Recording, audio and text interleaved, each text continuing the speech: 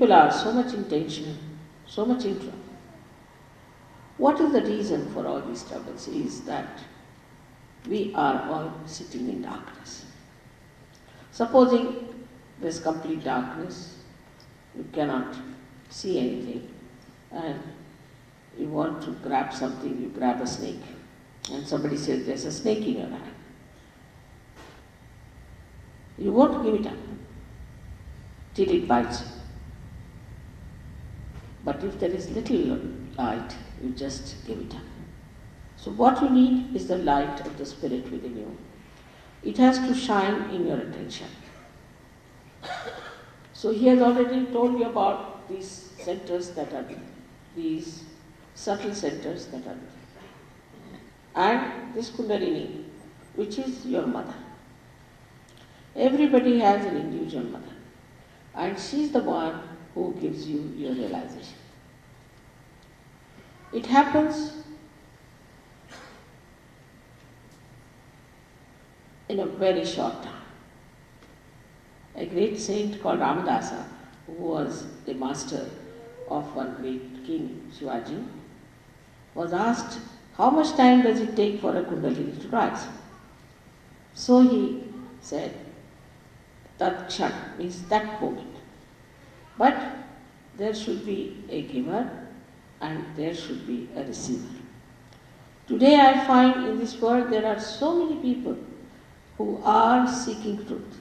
They are not satisfied with whatever minimum they know of spirituality. But they think that there is something beyond, must be there. We must find it out. And the search is going on, which I had told you before also in other places, that William Blake has clearly said, very clearly, he was a great saint, who was regarded as madman in his days and later on also. But he said that men of God will find God and they will make others God. That is the time today. This is the time of your last judgment. God is not going to put you onto any weighing scale. This Kundalini is going to tell you, where are you wrong? What are your problems? What are the centers which are in trouble? And once she tells you that, if you know how to correct it, you are forgiven and you are perfectly all right, and you find that everything that is your being is working so well, and ultimately you are surprised to see that you become a divine computer. Because when she passes through these centers are like left and right, and we have seen the left and right to sympathetic nervous system and the parasympathetic in the center. So when you are using this right too much or left too much, they move like this. But supposing something happens in the left and it breaks with a shock,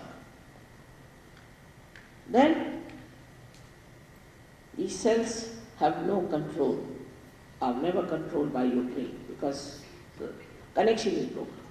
And it starts working on its own. The cell starts working on its own. That means they become arbitrary, they become malignant. That's how you develop cancer. All psychosomatic troubles come by that. And a simple thing happens with Kundalini.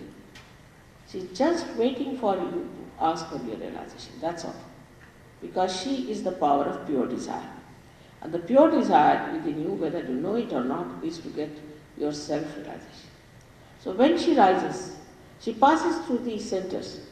She goes into this one and then into this one, pierces through both of them, brings them back to the normal, nourishes them, and then pierces through this fontanelle bone area, which is a soft bone in your child.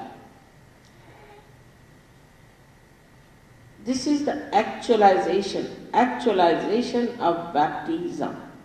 Is not just putting somebody the hand, like William Blake has said, that a priest cursed my fontanelle.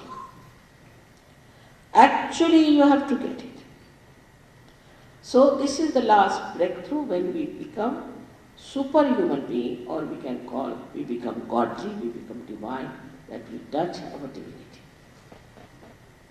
Now, people talk of God, they go to church, they go to temple, they go to mosque, but they don't know how powerful God is, how miraculous He is, how He looks after us, how He guides us, and how He can empower us.